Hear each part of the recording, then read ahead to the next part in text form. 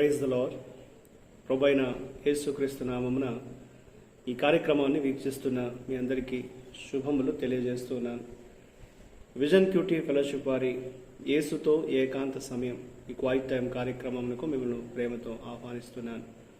ప్రత్యేకించి ఈ యొక్క ఆదివారం పరిశుద్ధ దినమున సంఘముగా మనందరం దేవుని సన్నిధిలో కూడి ఆరాధించడానికి దేవుడు మనకిచ్చినటువంటి యొక్క శుభదినాన్ని బట్టి ప్రభుకు వందనాలు తెలియజేస్తున్నాను. మనం ఈ యొక్క మే మాసంలో అపోస్తుల కార్యగ్రంథాన్ని ధ్యానిస్తూ ఉన్నాం. ఈరోజు మన ధ్యానం కొరకై ఏర్పాటు చేయబడిన లేఖన భాగము అపోస్తుల కార్యము 6వ అధ్యాయము మొదటి 15 వచనాలు. ఈ భాగంలో నుండి ముందుగా మనం మొదటి 4 వచనాలు చదువుకుందాం. ఆ దినములలో శిష్యుల సంఖ్య విస్తరించుచున్నప్పుడు అనుదిన పరిచర్యలో తమలోని విధవరాండ్రను చిన్న చూపు చూచిరని ఎబ్రీల మీద గ్రీకు భాష మాట్లాడు యూదులు సన్నగసాగిరి. అప్పుడు 12 అపోస్తలులు తమ యొద్దకు శిష్యుల సమూహమును పిలిచి, మేము దేవుని వాక్యము బోధించుట మాని ఆహారము పంచిపెట్టుట యుక్తము కాదు. కాబట్టి సహోదరులారా, ఆత్మతోనూ జ్ఞానంతోనూ నిండుకొని మంచి పేరు పొందిన 7 మనుషులను మీలో ఏర్పరచుకొనుడి. మేము వారిని ఈ పనికి నియమింతము. అయితే మేము ప్రార్థన యందును వాక్య పరిచర్య యందును ఎడతెగక యుందుమని చెప్పిరి. ఈనాటి లేఖన భాగం ఆధారంగా మనం ఏర్పాటు చేసుకున్న అంశం ఏదనగా మంచి పేరున్న 7 మనుషులు, 7 men ఆఫ్ గుడ్ రెప్యూట్. నేటి వాక్య భాగం యొక్క సారాంశాన్ని మనం గమనించినట్లయితే, సమానముగా పంపిణీ చేయలేని సమస్యను పరిష్కరించడానికి అపోస్తలులు అటువంటి విషయాలపై శ్రద్ధ చూపించడానికి కొంతమంది నాయకులను వారు నియమించారు. వారిలో స్టెఫెను చాలా అద్భుతాలు చేసినట్లుగా ఈనాటి లేఖన భాగాలు మనం చూస్తాం. ఈ యొక్క ఆహారం పంపిణీ విషయంలో 7 పెద్దలను పరిచారకులు వారు ఏర్పాటు చేసుకున్నట్లుగా వాక్యంలో మనం చూస్తూ ఉంటాం. స్టెఫెను ఒక ప్రత్యేకమైనటువంటి వ్యక్తిగా అద్భుతాలు చేసిన వాడుగా ఈనాటి లేఖన భాగంలో మనం చూస్తూ ఉన్నాం. అయితే యూదులు స్టెఫెన్కు వ్యతిరేకంగా లేచారు మరియు తమ వాదనలో స్టెఫెన్ను ఓడించడంలో వారు విఫలమైనట్లుగా లేఖనంలో మనం చూస్తాం. వారు విఫలమైనప్పుడు వారు ప్రజలను ఆందోళనకు గురి చేశారు మరియు కౌన్సిల్కి వ్యతిరేకంగా ఆయన వెళ్ళి ఉన్నాడని ఆరోపించారు. స్టెఫెను మోషేను మరియు దేవుణ్ణి దూషించాడని, ఆలయానికి మరియు ధర్మశాస్త్రానికి వ్యతిరేకంగా మాట్లాడని వారు అతని మీద నింద మోపుచున్నారు. వారు అతనిపై మోపిన అభియోగాలు యేసుపైన కూడా మోపి ఉన్నారు.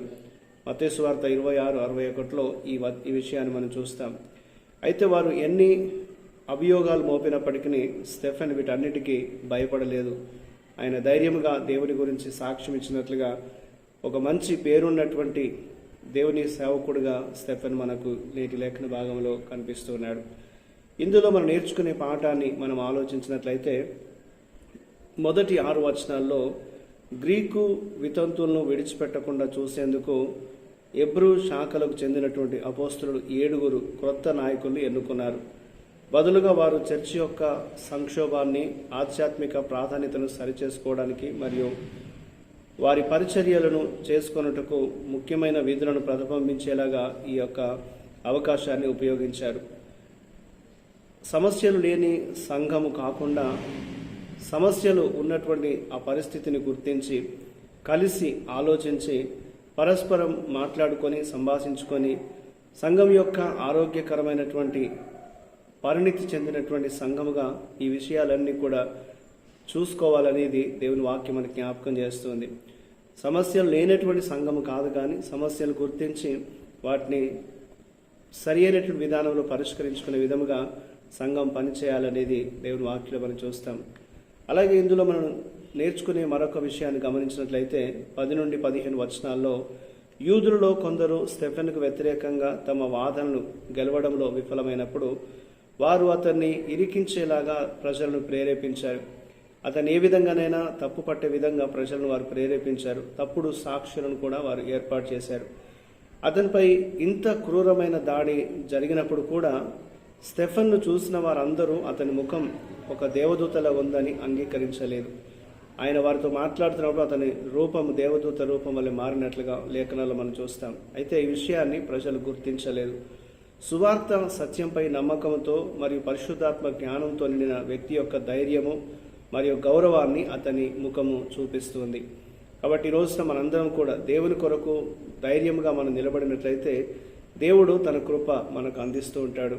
మన జీవితంలో ప్రభు కొరకు మనం ప్రకాశించే వారంగా ఉండగలుగుతామనేది దేవుడు మనకు జ్ఞాపకం చేస్తూ ఉంటున్నాడు. కాబట్టి ఈనాటి ఈ లేఖన భాగంలో మనం గమనించినట్లయితే సంఘం యొక్క సమస్యను పరిష్కరించడానికి అందరూ కలిసి సమన్వయంగా పరస్పరం సంభాషించుకొని ఆరోగ్యకరమైనటువంటి సంఘాన్ని ఏర్పాటు చేసే విధంగా పనిచేయాలనేది లేఖనంలో మనం చూస్తూ ఉన్నాం. అలాగే మనపై ఎలాంటి నిందలు వస్తున్నప్పటికీ సువార్త సత్యం కొరకు మనం నిలబడినట్లయితే దేవుడు మనల్ని ఎంతో తన యొక్క ప్రకాశతతో ఆయన తేజస్తో మనల్ని నింపగలడు అనేది దేవుని వాక్యం జ్ఞాపకం చేస్తుంది. కాబట్టి మన జీవితాల్లో ప్రతిరోజు ఒక మంచి పేరున్నటువంటి విశ్వాసిగా, మంచి పేరు కలిగినటువంటి దేవుని శిష్యుడిగా మన జీవితాన్ని మనం ఉండేలాగా చూసుకోవాలనేది దేవుడు మనకు జ్ఞాపకం చేస్తున్నాడు. ఆ రీతిగా అనుదినము మనం దేవుని కొరకు ఒక బలమైనటువంటి సాక్షిగా జీవించే కృప దేవుడు ప్రతిరోజు మనకు దయచేయనట్లు దేవుని సహాయాన్ని కోరుతూ మనం ప్రార్థన చేద్దాం. మా ప్రియ పరలోకపు తండ్రి, మీ కృప ద్వారా మమ్మల్ని రక్షించి నీ కొరకు ఏర్పాటు చేసుకున్నందుకే నీకు వందనాలు. ప్రేమైన దేవ, పరిశుద్ధాత్మ యొక్క జ్ఞానం ద్వారా మాకు ఎదురయ్యేటువంటి కష్టాలని అధిగమించడానికి మాకు తగినటువంటి విశ్వాసాన్ని దయచేయండి. అలాగే ప్రభా, మా విశ్వాసుల సంఘము ప్రతి కష్టమును అధిగమిస్తూ నీ యొక్క ఆత్మచేత నడిపించబడే కృప దయచేయమని, మీ సహాయంతో మమ్మల్ని నడిపించమని యేసుక్రీస్తు నామమున ప్రార్థిస్తున్నాను తండ్రి. ఆమేన్. ప్రియులారా, మీరు సమయం తీసుకొని ఈ యొక్క వాక్య ధ్యానాన్ని విన్నందుకు మీకు ప్రత్యేకమైన వందనాలు. ప్రతిరోజు మీకు అందించబడుతున్న ఈ డైలీ రిఫ్లెక్షన్స్, అనుదిన ధ్యానాలు మీకు మేలుకరంగా ఉన్నట్లయితే మీ యొక్క అనుభవాన్ని మాతో పంచుకోవాలని కోరుతున్నాను. ప్రభు కృప మనందరికీ నిత్యము తోడై ఉండి కాపాడునుగాక. ఆమేన్.